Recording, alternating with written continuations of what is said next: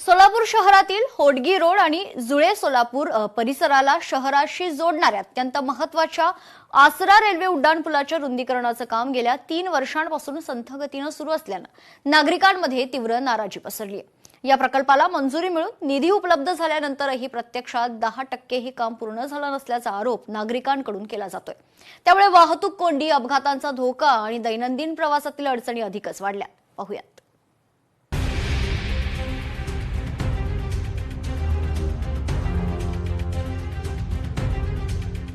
सोलापुरातील आसरा रेल्वे उड्डाणपुलाचं रुंदीकरण 3 वर्षांपासून रखडलं।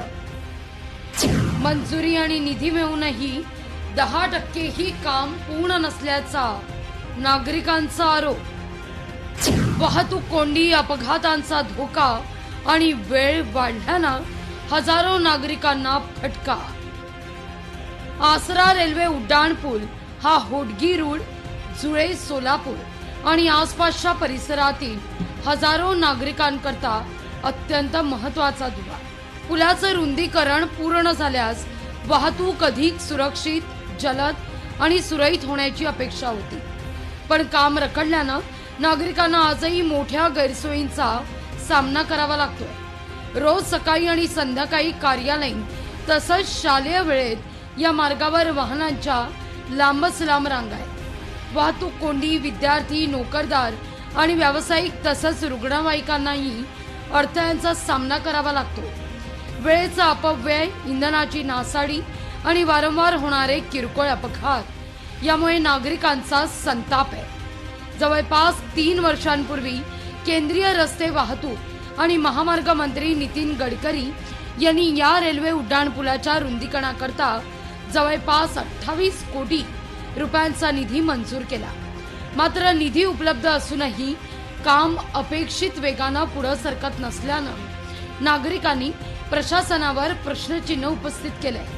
निधी असूनही काम का रखडलं याची चौकशी करून संबंधित यंत्रणांची जबाबदारी निश्चित करावी अशी मागणी देखील होतीये। या प्रश्नावर विविध सामाजिक संघटनांनी आंदोलन करत प्रशासनाचं लक्ष वेधण्याचा प्रयत्न केलाय। रखडलेल्या कामामुळे नागरिकांना होत असलेल्या त्रासाची दखल घेऊन तातडीनं कामाला गती द्यावी अशी मागणी सामाजिक कार्यकर्ते आणि स्थानिक नागरिकांकडून सातत्यानं होतीये। या सोलापूरचे पालकमंत्री, दोन्ही खासदार, 3 आमदार असून त्यांच्या अक्षम्य दुर्लक्षामुळे या जुळे सोलापूर वासियांना नरक यातना सहन करायला लागेल। कारण या पुलावर 4 जणांचा बळी गेला होता, आणखी 5वा बळी या पुलावर हे प्रशासन मागते का अशी आम्हाला शंका येत आहे। कारण भविष्यात जर हा पूल रुंदीकरण नाही झाला तर अनेक अपघात होऊन अनेकांना जीव गमवण्याची शक्यता नाकारता येत नाही। इथे नागरिकांचा जीव धोक्यात घालून नागरिक या पुलावरनं प्रवास करीत आहेत। याकडे प्रशासन आणि लोकप्रतिनिधी, स्थानिक लोकप्रतिनिधी याकडे अक्षम्य दुर्लक्ष करत आहेत। भाजपची सत्ता गल्लीपासून दिल्लीपर्यंत असताना भाजपच्या केंद्रीय मंत्र्यांनी यासाठी 28 कोटी रुपये मंजूर केलेले असताना सुद्धा या पुलाचं काम का सुरू होत नाही, इथे स्थानिक नागरिकांना पडलेला प्रश्न आहे। लाईट नाही, अंधार आहे, तिथं ब्रेक हे लावलेले आहेत, ब्रॅकेट लावलेले आहेत। ब्रॅकेट लावल्यामुळे रस्ता अरुंद झालेला आहे। गाड्या ये जाण्या असल्यामुळे पादत्राणे जाण्याला येण्याला रस्ता नाही। शाळेचे मुलं रस्त्यावरनं जाता येतं, जीव मुठीत धरून जात असतात। तरी मला एवढंच म्हणणे आहे की लवकरात लवकर हा रस्ता मोठा रुंदीकरण करून समजायला येण्या जाण्याचा प्रश्न सोडवण्याचा प्रयत्न करावे। दक्षिण सोलापूरचे आमदार सुभाष देशमुख यांनी या प्रकल्पाबद्दल केंद्रीय मंत्री नितीन गडकरी यांची भेट घेऊन कामाला गती देण्याची मागणी केली। पुलाच्या रुंदीकरणाच्या कामाकरता आपण सातत्यानं पाठपुरावा करत असून संबंधित विभागाशी नियमित संपर्कात असल्याचंही म्हटलं। मला असं वाटतं की आता परत मी गडकरी साहेबाला विनंती केली की त्यांनी मग फोन केला। जयस्वाल म्हणून जे आता व्यवस्थापकीय संचालक आहेत मग त्यांना भेटायला सांगितलं, त्यांना भेटलेलं आहे।